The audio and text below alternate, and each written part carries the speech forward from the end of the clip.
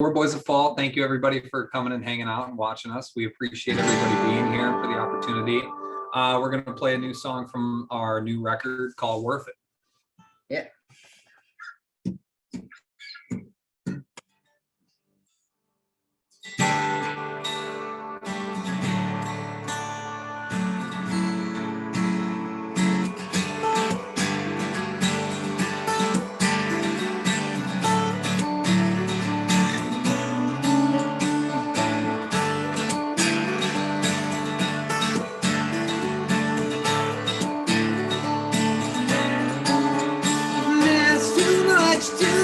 Tonight, take deep in your gut. Something you make not right. It hurts you like it hurts me.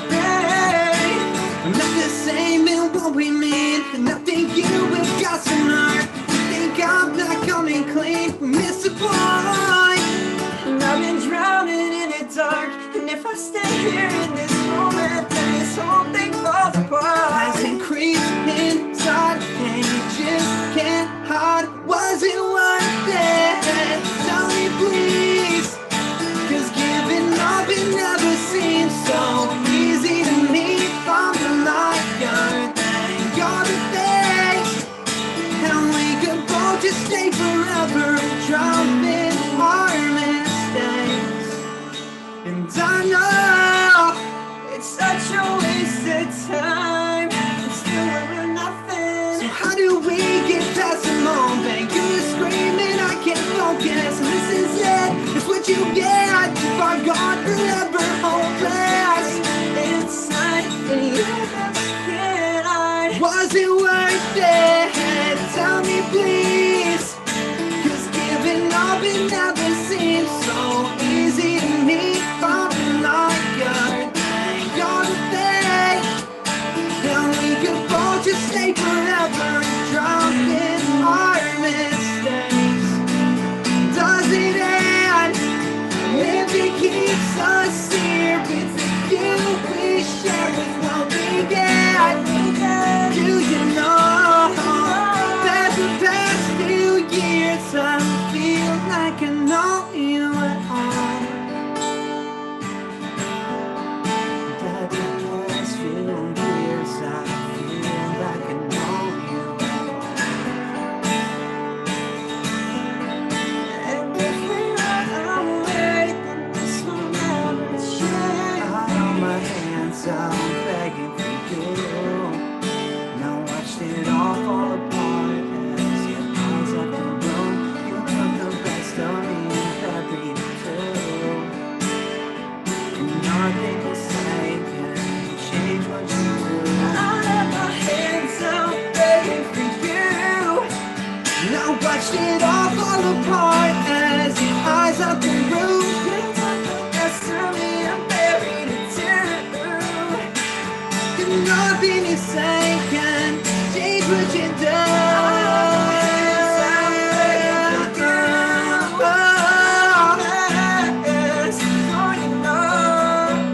From the light, you're the pain. And nothing you say can change what you do.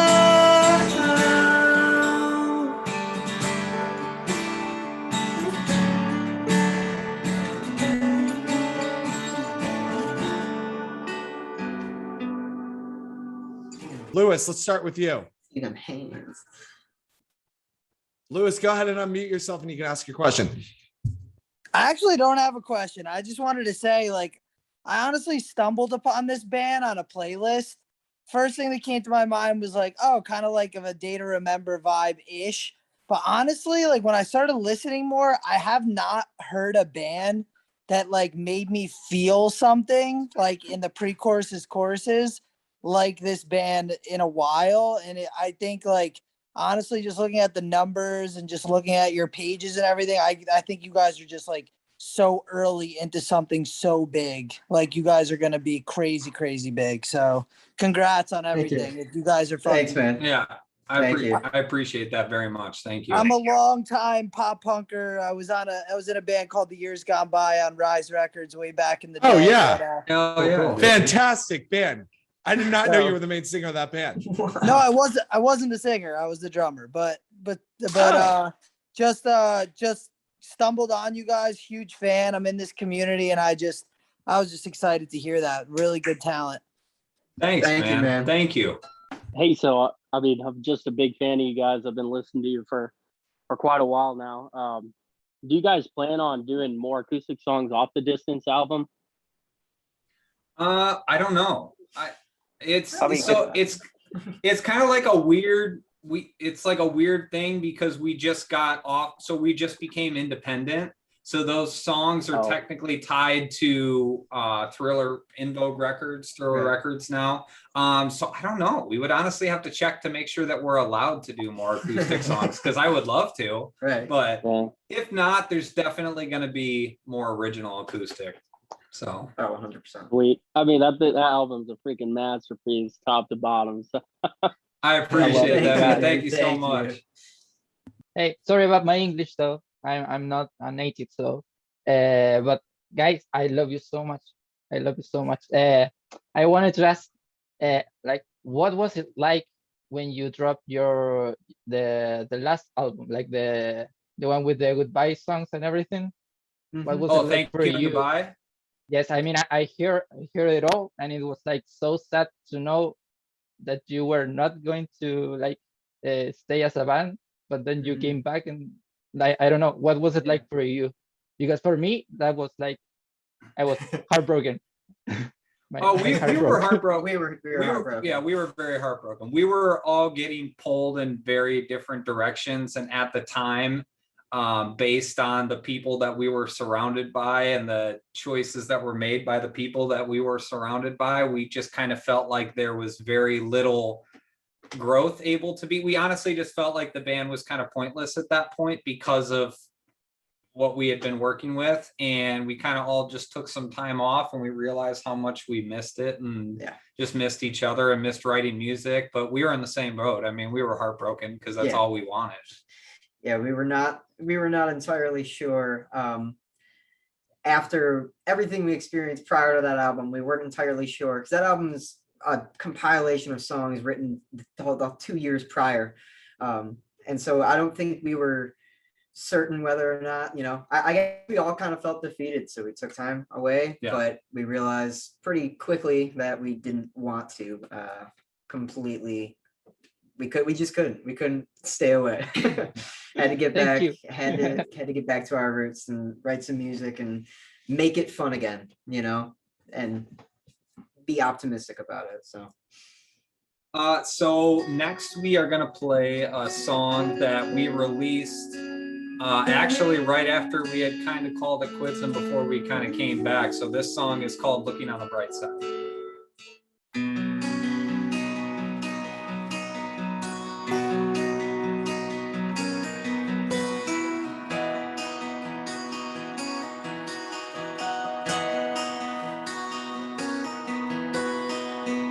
I remember your window pane that I snuck in late every Saturday, and I remember when that all changed.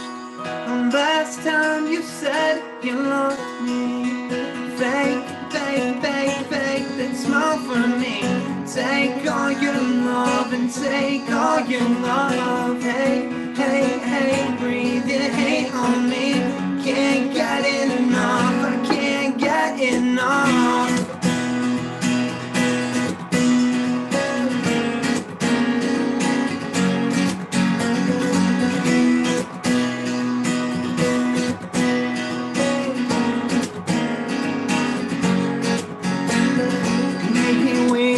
Maybe we can find some middle ground, 'cause lately you just keep pushing me down. You feed me lies like you always do. Make me, you hate me, you baby just fake, fake, fake, fake that smile for me. Take all your love and take all your love. Hey, hey, hey, breathe your hate on me. Can't get enough, I can't get enough. Maybe that's something that I never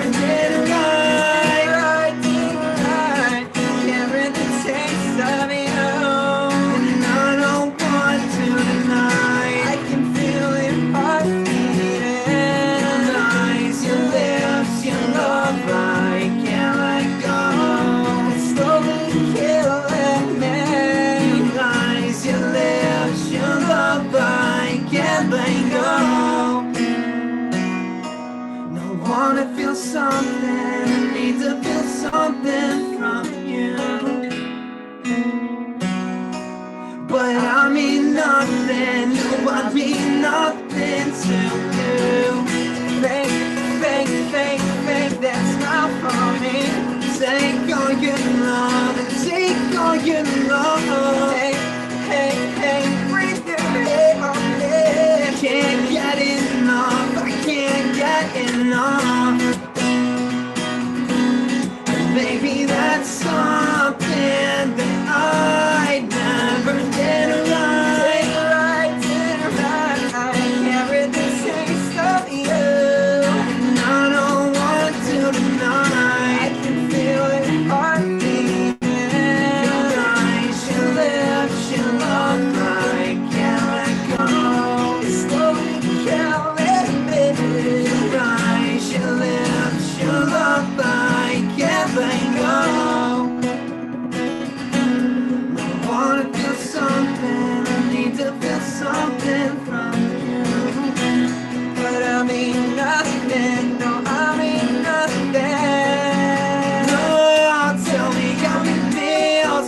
I'm looking on the bright side, hoping tonight I'm not alone. And maybe it's real, maybe I lost you. Maybe it's time that I let go. Tell me how it feels. I'm looking on the bright side, hoping tonight I'm not alone. Maybe it's real, maybe I lost you. Maybe it's time that I let go, that I let go. I can't figure out how to raise my hand formally, so I'm It's just all- gonna. We can hear you. That's the More most like this. important thing. Okay, one, Mike, congrats on the baby, or Thank soon you. to be baby. And then 2 and 3, when are you guys going on tour? And can I formally request No Place Like Home acoustic? Oh, good. We've thought about that, haven't we? Yeah, we have thought about that. I need it. So maybe on the acoustic. Touring, I don't know. We had something set up, and then I'm having a baby, so that kind of had to change because my baby would have been born like right before the tour started, and it's just not gonna work out that way. So we're gonna be having a hometown show that I don't know if we can announce yet.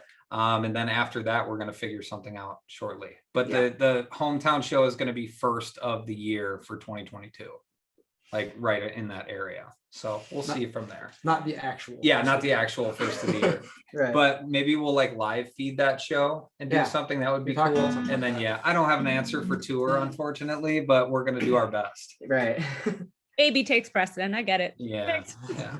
First, I want to say, like, huge fan. Y'all kind of have like a special place in my heart because I found you March of 2020, and so like you've been like my quarantine band, and I've been like obsessed ever since. So, thanks. Oh, I appreciate that. Of course. So one of the things I wanted to ask was actually I've always struggled with like writing music and writing songs and writing lyrics, and I just kind of wanted to ask you like what your creative process is. Like one of the things I was impressed about was just like your lyrics are very vivid and like they're like I don't know, they're usually like hit me and like the right feels, and so I just wanted to like understand how you get there, I guess. I don't know, like, yeah, being depressed helps. Right. No, but no, honestly, like when it comes for like lyrical content, I honestly, I see where like the melody takes us. I'm very much a melody first person, and I do I honestly give my best effort on lyrics and making something that connects really well, but I'm always trying to make my lyrics flow with the melody no matter what, because at the end of the day, if people don't like how I'm singing something, they're probably not going to care about what I'm saying. And I've kind of always taken that approach with vocals. So my lyrics are very fitted to the melodies.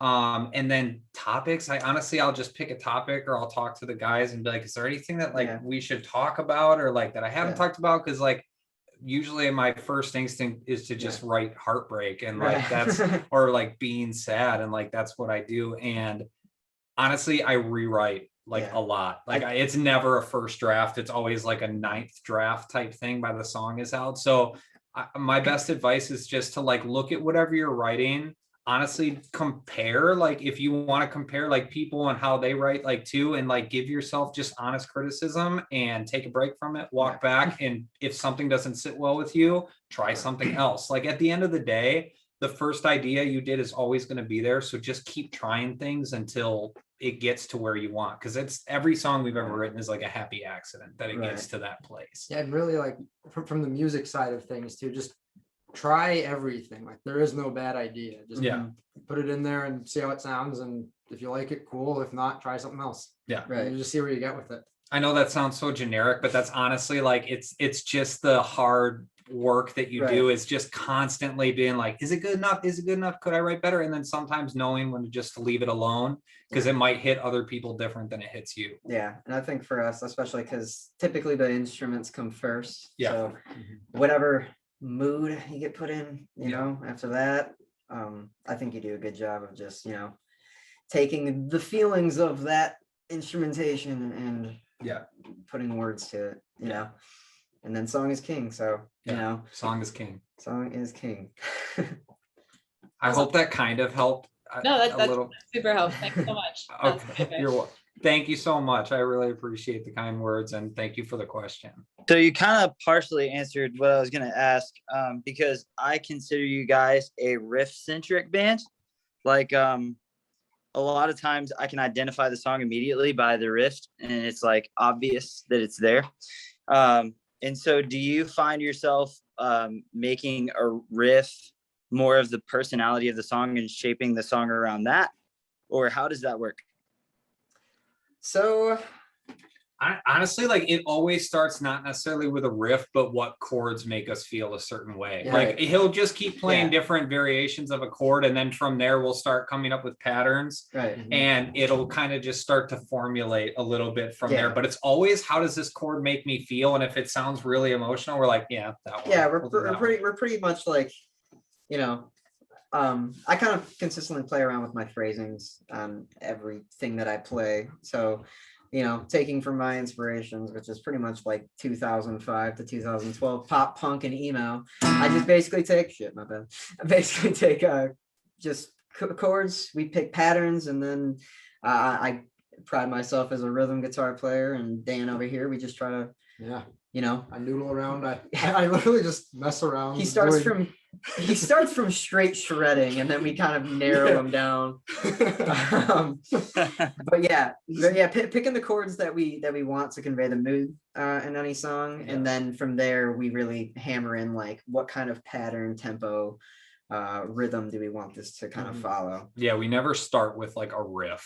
Unless you've been working on something for a while. But it's kind of rare. Usually I like to come to writing sessions with like clean slates and like a certain mood. And then I'll try my best to kind of convey how I'm feeling on the guitar. And then we'll go from there. And then actually, a lot of the time I'll like to change some of my lead parts too, after we've got a better idea of where the vocals are headed, just to something that'll complement it better, and not like if we hear something getting in the way, like the vocals are the front part. So we want to change that out. Yeah. Yeah. Dude, that's awesome. Yeah, absolutely. Also, shout out for the solo on Little Disaster. That is freaking nice. Thank you. Yeah, dude, he's been itching for a solo for a while, and we just felt like if we didn't give it to him, then it was never gonna happen. And then it turned out awesome. We told him if he was good. I was surprised. You're like, solo. I was like, what? We can get two of them. You got one in. You got one in. I think that is legitimately. I've been a pop punk fan since like the beginning of pop punk. And that is my favorite solo in a pop punk song ever. So wow, thank you. I appreciate it, man. I have to agree, dude. I love that guitar part so much. I really do. I don't listen to that song for anything but that guitar part. What's going on, guys? And how's it going? Hey. And Mike, from one soon-to-be dad to another, congrats, man. Oh, congrats, man. Thank you so much. You, yeah, my wife, she's doing like 6 weeks, so. Awesome. Wow. Awesome. Hey, best wishes to you guys, man. That's awesome. Thank you. But yeah, I've been on you guys since Chasing Lonely, came out, and I'll thank the Spotify algorithm for throwing you guys on my playlist all the time. And when I found you guys, I love the songs, the acoustic version. And when I dove into discography, you guys are so heavy, right? So it was just like as a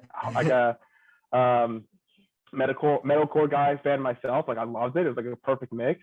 So I guess two-part question, like what made you guys want to blend the sound to what it is today, right? And like the last album, and are we ever going to hear like Holy Smoke and O's or Fire a Pyro live? Dude, like here's the thing, like I'm definitely the heavy person in the band, so I've basically learned to like blend my screaming and style into what Jake and Dan do, because Jake and Dan, it's not that they don't like heavy music, it's just that's not like, I don't know, dude, like there's some people that pick up a guitar and they write shit like Wage War Architects, and then there's some people that we pick up guitars and write shit like The Main, or Mayday Parade, or A Day to Remember, or that type of stuff. And it's like I've had to just learn to add this heaviness to it. Holy Smoke and O's, I think, is the result of just like member changes over time that maybe shared my love for metalcore back in the day. But I think at some point we will absolutely make everybody happy along with myself and do some like heavy ass breakdown in a song. And not to scare you to think we're not ever going to write something heavy, because like this lineup has like, like I think Arkadelphia is one of the ones that is, around my range of heavy. Like I don't get typically, like I do love heavy music, especially the performing. When I joined the band, I started performing, doing in-sync headbangs and the whole heavy performance, and I love it. But when it comes to just what I listen to, everybody's got their different tastes. It's just not the same thing. I like performing it more than I like listening to it, I guess, is for me with heavy music. But I definitely not going to stray away from writing something heavy in the future. If it comes heavy, then it's gonna be heavy. It'll be an awesome treat live, so I look forward to it. And I mean, you guys blend it so perfectly now. Like I don't think I don't like it. I love it. Absolutely love it. So, yeah, it's like I like it. Just fucking play me Holy Smoke and O's. Sorry. Thank you, man. Thank you, man. Thank you. I appreciate it, man. I'm currently at work, so I had to go back to work, unfortunately. Oh, thanks for chiming in. Yeah, thanks, man. I'm a frontline healthcare worker working the lines of coronavirus. Oh, wow. I fell in love with the Boys of Fall actually during a very rough time. My grandmother had passed away, so all of their songs I just kind of related to in a way because of the heartbreak and everything that had happened. I'm very sorry to hear that. Yeah. I wish that you probably would have found the music under better circumstances, but we're happy to have you here today. And I mean, thank you. Wishing you the best during everything that you're doing right now. Thank you. Seth, thanks for sharing that. And more importantly, thanks for tuning in as well. Thank you. Thank you. Yeah, big thanks. One of the things I always like to ask every band is, what is success for you all? And obviously we kind of mentioned this a little bit in the pre-interview, that I feel like as bands grow up, aka as people grow up, that answer often changes. Yep. And so, as you guys are kind of at the prefaces of your late 20s, early 30s, there's a child coming out. How do you guys kind of look at success now as a band, individually and collectively? I think you're totally right, as it changes over time, because I would say 7-8 years ago, success was stadiums. Stadiums. Just play this, I think it starts off kind of small. I think we got where we are today because we made just short-term success goals. If it was, let's get on Warped Tour. Play a show in our hometown. That's certain cool. venue in our hometown that we've always wanted to play, or hearing our song on a certain radio station that we listen to at our hometown, and then getting onto a record label, and then touring. And then now I think we can all agree that success to us, at least in music, is I think it's less about, not necessarily less about, but I think it just has shaped more into, as long as we can continue to make time and do this, and still maintain our, well-being, that's success. Yeah, that, and like in the best way possible, like success to me is to have, nowadays it's like this cult following that just gets what we are trying to do and who we are as a band and what we want to put out, and just continue to support. Like, Yep. like for me, dude, like I'm a cult following of like a band like Moss to Flames. Like everything they put out, I'm just like, dope. You know what I mean? Like that's, if I could have just a cult following of group of people, people. every time we release something, everybody's just like, dope. Yeah, Like that's that's it. that's success to me. Like Yeah. that's Just, you know, we got stuff to say and we want to have the time to say it. And Yeah. when people listen to it, you know, that's all it takes for success for us at this point. There's still people that care about the stuff we put out, and we're all able to do it, and we're still happy doing it. So yeah. The fact that people like sing our songs back to us when we play Yeah. live, to me, like that's always just felt like, holy shit. that almost makes me People cry, cared man. enough to like learn the lyrics. Like Like, this is even on really this, cool. like right now, like when we did Worth It, like, Yeah. you know, like since we haven't even played together since in a year and a half, and, Yeah. like, seeing people on here just mouthing the words to that's pretty cool. I wish I could watch and sing, but I can't because I just like Yeah, I close my eyes. I'm can't. like, I'm too nervous. I gotta, I gotta focus on each note. must enter the void. What is your favorite song that you've written from Distance? Because that's the album Distance? I've been obsessing over recently. For me, it's Distance. I wrote Distance at a very dark time in my life, and Same. that song just put everything out that I needed to at the time. So it was like a saving grace song for myself, and it happens to just, I don't know. It's the most, I think it's the truest song I've ever written. Yeah, Distance for sure, because it just like literally was everything about Boys of Fall that we think we do well in one song. And then the other one is like, I don't know, like I literally can't say Distance without also saying Worth It and Heavy Hearts, because they're all three like equal to me. I love all those songs I think, very much. When we first put it out, Midnight was my favorite. Yeah. I haven't, that's the one I listened to I the think- least, only because it's a single. I listen think, to Distance the least. I think I like Mad's Head the most. Like that one, just like it sounds the best. I think Yeah. that's the best mix. I love out that one. Yeah. That's it. So we all got different Yeah. favorites Yeah, off we all of got that for different sure. ones. What's your favorite? Yeah, most importantly. It would have to be a tie between Closure and Rain and Heavy Hearts, like both of Yeah. them Oh, man. combined. Yeah.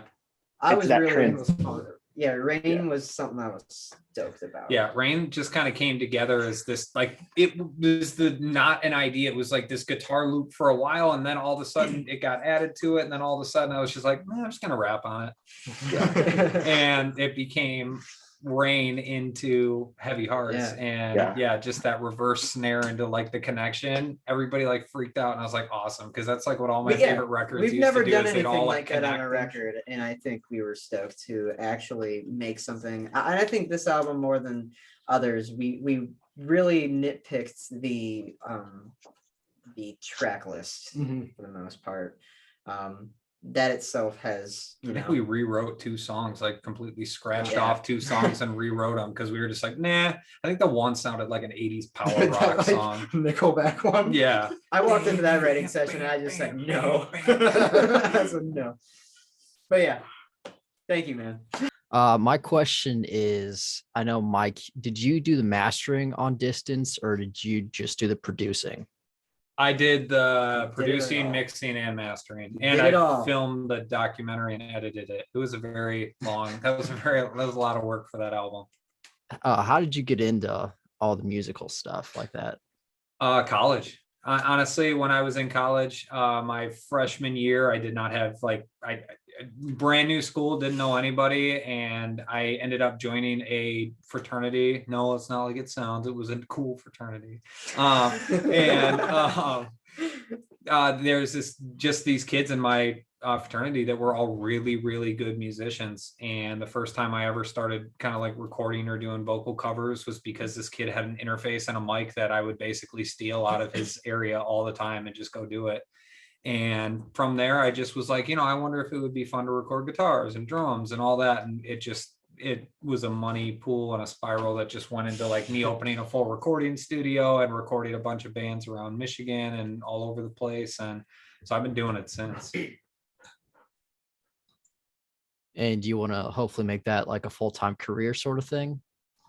No, I did it for a while and I've just realized that like I don't I don't know. It's not recording other bands like is just not for me. Well, you still I like- love mixing yeah. and mastering. Like that's the most fun part is like getting to actually create how it sounds. That's a lot of fun to me, but I'm just not patient enough for the tedious part. I am with these guys because we all know each other so well, but like after a while, I can't hear the same guitar take 8 million times. I just can't do it. Yeah, just And I know that about myself. So I'm just like, no, I'm not going to even put anybody else through that as I continue through life. Well, as someone who's worked with you too, I think just like not having to record anything just because you need to make a living with it, but being Yeah. able to pick the projects that you want to be able to record is important. Yeah. What's your favorite song to play? I guess like when you're just together or like practicing. For me, honestly, it's like if I have an acoustic guitar in my hand, it is Looking on the Bright Side, the song that we actually just played before this Q&A. It's probably my favorite song to play. It's just pretty. I was like gonna say pretty even stuff. live, it's my favorite song Yeah, to play. it's so much fun. I do like playing Bad Company. I like Bad Company live. I like No Good for Me live. Yeah, I like No Good for Me And live. then we can't say anything about Distance because we haven't Yeah, had the chance we to play literally Distance haven't even live played yet. it together as a band. So Yeah. So TBD on that. yeah, answer. TBD. So as of now, it's No Good for Me, Brightside, and Bad Company. Yeah. I love No Good for Me. Oh, heck yeah. Everyone kept asking you guys to tour with certain bands. So let's ask this. If you guys could pick your ultimate tour, who would you be touring Oh, with? God. Go. Go. Go ahead. I don't know. Dude, that's a tough question.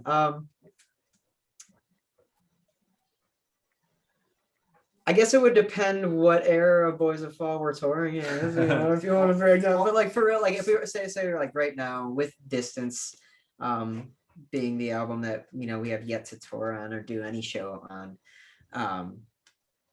I am a huge Mayday Parade fan. I have been since I was young. I have their shit tattooed on me. I love that band. Would love to tour with those guys. And then somebody actually mentioned it, but I always thought, especially this album, that Dayseeker would be sick to play with because we're like just a tad bit softer.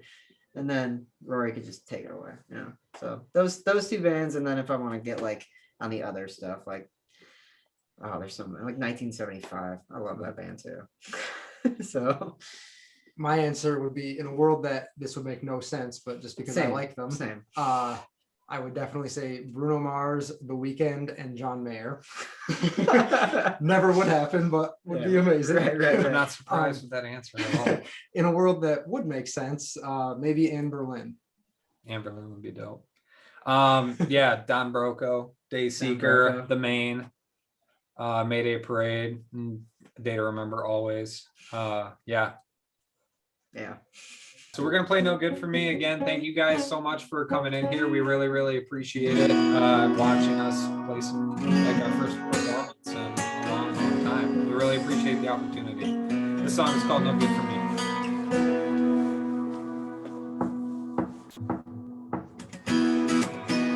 Do you remember when you told me you were feeling lonely? Funny how that works. You love playing secrets, 'cause you can never keep them. You're no good. Yeah, you're no good.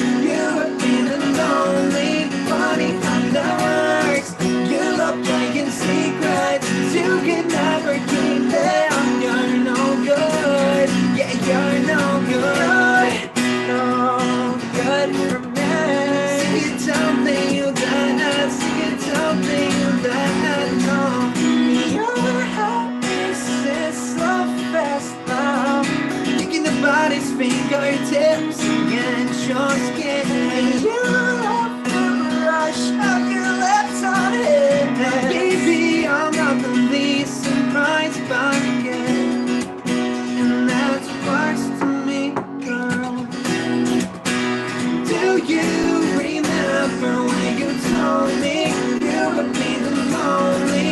Funny how that works. You love playing secrets, you can never keep it. You're no good, yeah, you're no good, no good for me. You can tell me you that, you can tell me you that, no. Tell me that I'm wrong, 'cause I'm sick of waiting for you. Tell me that I'm wrong, 'cause I'm sick of it. We're just like playing any game, no motion. I don't understand what it did to deserve it. I'm sick of saying that I love you, and I try to forget that you want me. Hey, do you remember when you told me you were feeling lonely? Funny how that works. You love playing secrets, you can never keep it. You're no good, yeah, you're no good, no good for me. You don't think you that, you don't think you that, no, you're no good for me. You don't think you that, you don't think you that.